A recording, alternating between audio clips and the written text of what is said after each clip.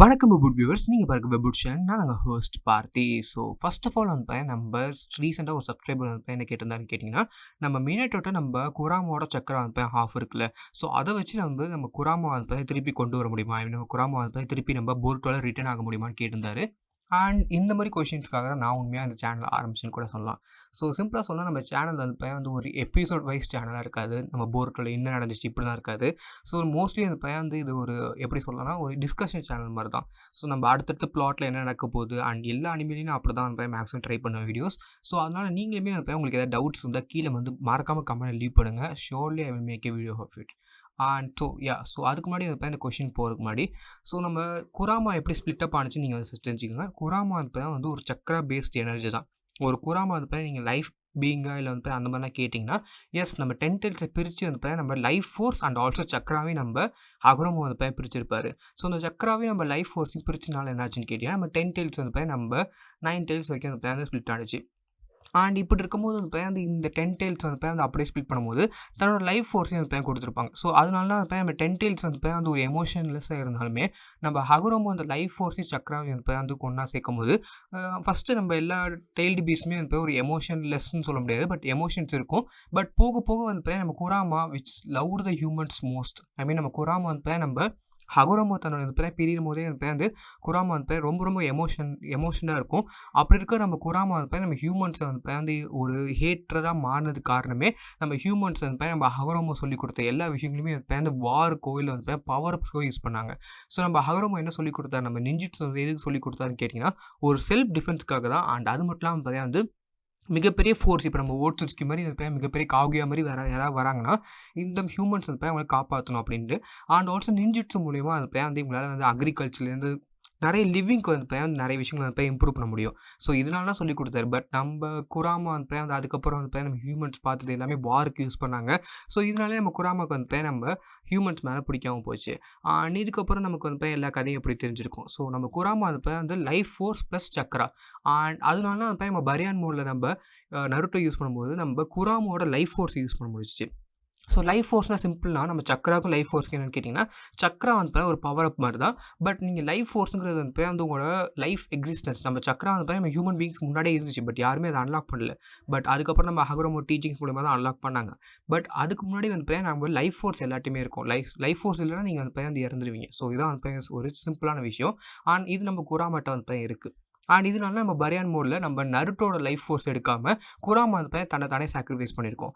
So இப்படி இருக்கும்போது நம்ம குராமாவில் திருப்பி நம்ம மினேட்டோட ஒரு இதுலேருந்து வர முடியுமான்னு கேட்டிங்கன்னா, அங்கே தான் ஒரு மிகப்பெரிய பார்ட் இல்லை ஒரு மிகப்பெரிய விஷயம் இடிக்குன்னு கூட சொல்லலாம். ஸோ சிம்பிளாக பார்த்தீங்கன்னா நம்ம ரீப்பர் சீல் ஜெட்ஸில் நீங்கள் லைஃப் ஃபோர்ஸை சீல் பண்ணுவீங்களான்னு கேட்டிங்கன்னா, இல்லை நீங்கள் சக்கரவை மட்டும் தான் சீல் பண்ண முடியும்.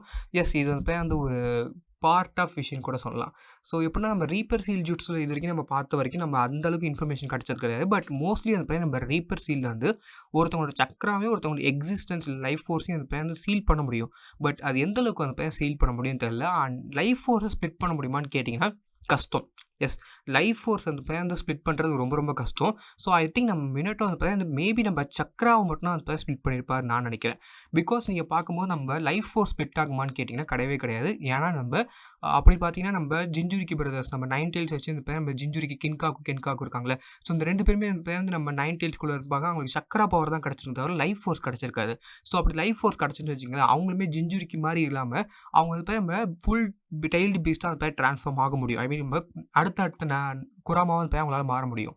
பட் அவங்க அந்தளவுக்கு போக முடியல. பிகாஸ் அவங்க நம்ம சக்கரம் மட்டும் அவங்கள்ட்ட இருந்துச்சு. இதை நம்ம டோபிராமாவே சொல்லியிருப்பாரு.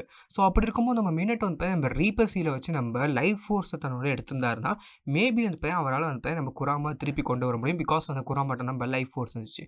பட் ஐ திங்க் நம்ம மினேட்டோ அந்த மோஸ்ட்லி எடுத்த ஒரு விஷயம் நம்ம லைஃப் ஃபோர்ஸ் கிடையாது, நம்ம சக்கரா மட்டும் எடுத்திருப்பாரு.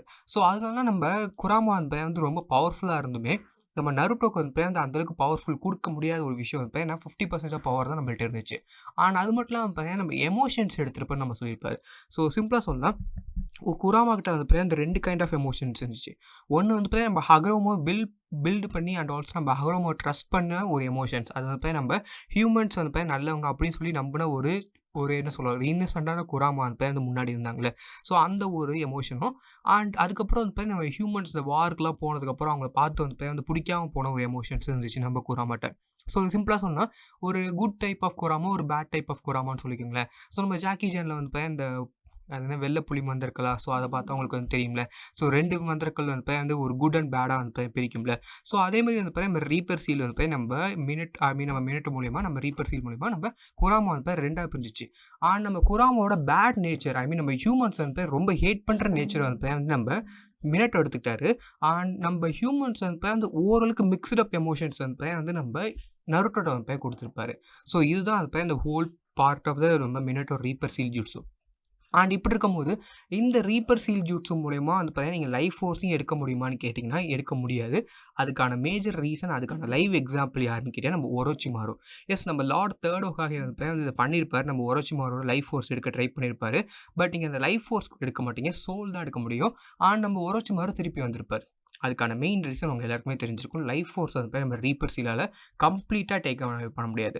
ஸோ இப்படி இருக்கும்போது நம்ம 50% டேக் அவே பண்ண முடியுமான்னு கேட்டிங்கன்னா பண்ண முடியும் தான். பட் அதுக்கு மினட்டோ கரெக்டான ரீப்பர் சீல் ஜூட்ஸும் யூஸ் பண்ணாரான்னு பார்க்கணும்.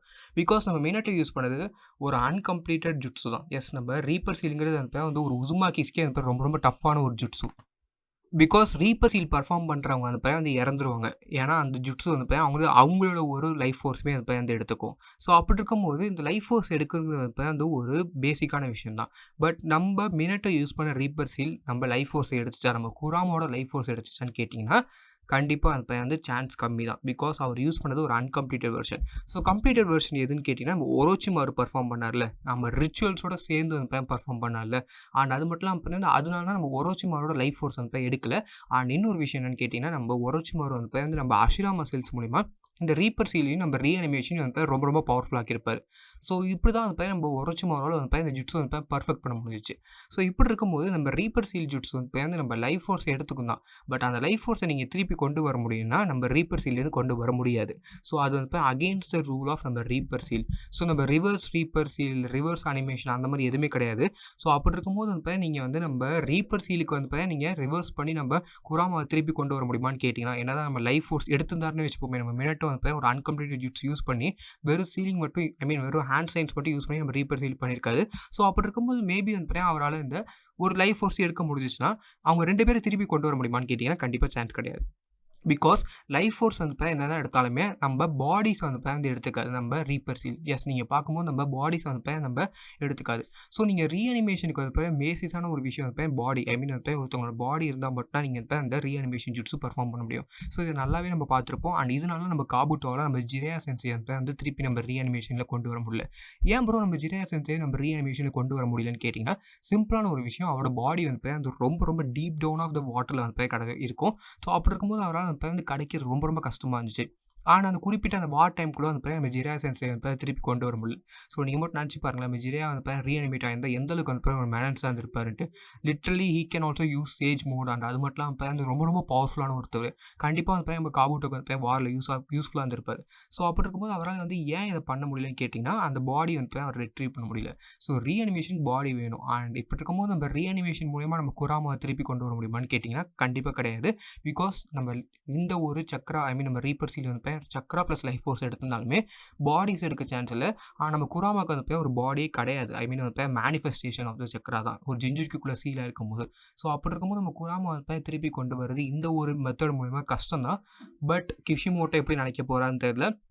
நம்ம மினட்டோ என்ன தான் திருப்பி கொண்டு வந்தாலுமே இப்போ நம்ம மினட்டோ ஒரு ஜிஞ்சுரிக்குன்னு வச்சுப்போமே. எஸ், அவர் ஜிஞ்சுரிக்கு தான். அப்படி இருக்கும்போது நம்ம மினட்டோ ஃபுல் பாடி கொண்டு வந்து அவர் ஃபுல்லாக ரீஅனிமேஷன் பண்ணாதான்.